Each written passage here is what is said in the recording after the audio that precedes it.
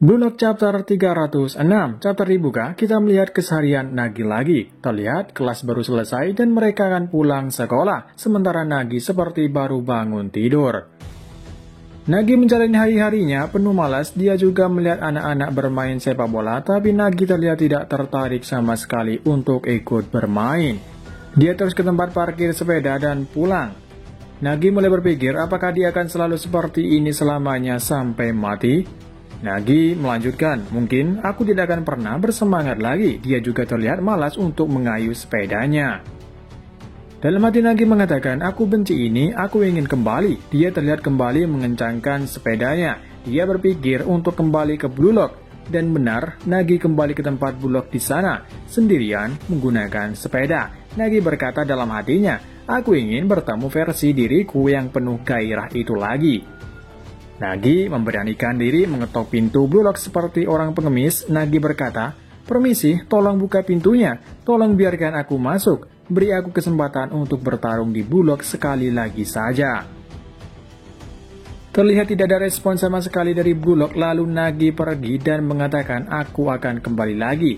Di sini kita melihat tepat di depan Blue Lock ada kamera CCTV-nya. Seharusnya orang-orang di Blue Lock melihat ini dan seharusnya juga Ego atau Andri mengetahui ini. Dan beberapa jam kemudian Nagi kembali lagi sambil membawa tes camping. Dia mengetok pintu lagi. Nagi berkata, permisi, tolong dengarkan aku. Sepertinya tidak ada gunanya, tapi aku akan melakukan apapun yang aku bisa. Dia mulai membuka tasnya yang isinya bola, lampu, dan beberapa makanan. Bahkan Nagi membuat sebuah tenda di depan Blue Lock. Dia sambil menjangling bolanya, dia mengatakan, permisi, aku akan melakukan apa saja. Jadi izinkan aku masuk. Dia terus melakukan ini depan pintu Blue Lock di saat malam hari dia tidur di sana. Terkadang Nagi menaiki pohon di sana hanya seekor kumbang. Dia juga makan di sana. Terkadang dia merasa frustasi. Dia menendang bolanya ke arah pintu Blue Lock dengan keras. Pada akhirnya dia kelelahan dan mulai membuka handphonenya. Nagi berkata, sial, mereka tidak akan keluar apapun yang terjadi. Haruskah aku mencoba masuk dari pintu masuk lain? Semua pengaturan ini sangat merepotkan. Benar, aku akan langsung menghubungi salah satu penyintas Blue Lock.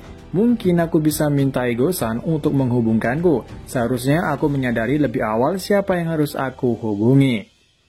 Tidak tahu siapa yang akan dihubungi Nagi. Nagi berkata, kurasa Rin adalah orang yang paling mudah diajak bicara. Anehnya mungkin Baro pun akan mendengarkan. Tapi pada akhirnya orang yang akan mendengarkanku adalah benar, Rio. Tiba-tiba ada tulisan, akun ini tidak menerima pesan darimu.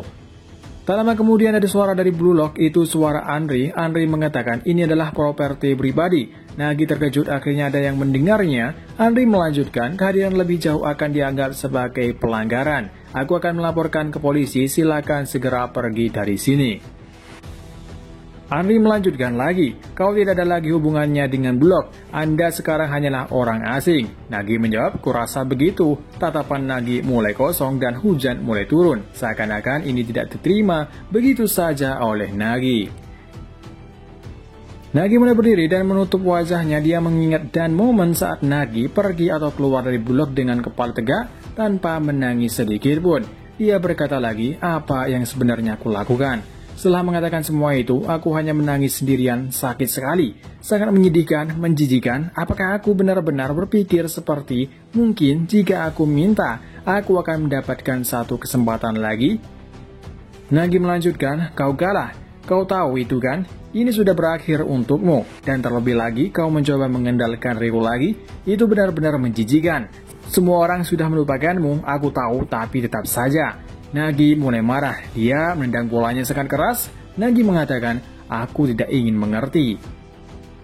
Kemudian Nagi meninju pintu Blue Lock sangat keras. Dia berkata, hanya aku yang tidak bisa berubah, aku sedang tertinggal. Nagi melanjutkan, waktu hanya berhenti untukku sementara semua hal lain terus berjalan. Tiba-tiba datang seseorang dari belakang yang menggunakan payung. Dia adalah si gendut maniak uang, Baratsuta. Baratsuta mengatakan, hello genius. Komentator dari bab mendekati puncak tertinggi adalah pria ini, ketua JFU. Apa yang dia tawarkan? Apakah itu strategi pamungkas atau godaan iblis? Berakhir chapter kali ini. Di chapter ini, kita bisa tahu kenapa Nagi selalu muncul di tiap chapter, bahkan ditampilin kesehariannya yang membosankan itu. Padahal tidak ada gunanya nampilin apa yang dilakukan Nagi. Ternyata di sini Nagi akan kemungkinan besar, sangat besar, dia akan kembali masuk ke Blue Lock. Nagi yang sangat ingin kembali ke Blue Lock, dia bahkan rela menginap di depan pintu Blue Lock, sangat berharap mereka membukakan pintu untuknya sekali lagi. Tapi itu ditolak oleh Andri. Tapi justru di saat momen Nagi menyerah, datanglah seorang maniak uang, dia adalah Baratsuta. Kita tidak tahu apakah pertemuan Baratsuta dengan Nagi disengaja atau tidak. Dan di sini adalah terakhir kalinya bagi kita melihat keseharian Nagi yang malas. Apakah Baratsuta akan menawarkan Nagi untuk bermain di Blue Lock lagi? Namun, kita tahu sendiri, Ego telah menolak permintaan Baratsuta agar Nagi tidak tetap ikut. Bahkan berkali-kali Ego menolaknya karena ini sudah aturan dari Blue Lock. Namun, bagi Baratsuta, Nagi adalah uang. Jadi Baratsuta sangat ingin sekali dia masuk ke Blue Lock lagi. Apalagi fans Nagi sangat banyak di Twitter. Apalagi di dunia nyata, benar-benar sangat banyak. Dan di sini, dia bertemu dengan Nagi. Apakah Baratsuta menawarkan Nagi untuk bermain di Blue Lock, atau Baratsuta memiliki rencana lain sehingga Nagi bisa masuk lagi ke timnas Jepang? Ada yang berasumsi, Baratsuta akan membuat salah satu pemain Blue Lock yang telah lolos seleksi dibuat tidak bisa ikut main di timnas nanti. Sehingga Ego terpaksa memasukkan pemain yang berperingkat nomor 24, yaitu Nagi Seishiro. Atau Baratsuta menawarkan untuk bermain untuk negara lain atau lainnya. Kalau seperti itu, cerita Nagi semakin menarik dan bikin penasaran kemana arah Nagi selanjutnya. Dan Nagi pasti dia akan menerima tawaran apapun syaratnya dari dia. Karena Nagi yang terpenting adalah bisa mengembalikan gairah hidupnya yang telah hilang. Dan untuk minggu depan tidak libur. Dan sampai sini dulu untuk review manga Blue Lock chapter 306. Dan sampai ketemu lagi di manga chapter Blue Lock selanjutnya. Dan begitu juga manga-manga lainnya. Tak lupa terima kasih yang udah nonton video ini sampai habis. Dan sampai jumpa dan ketemu lagi. Goodbye.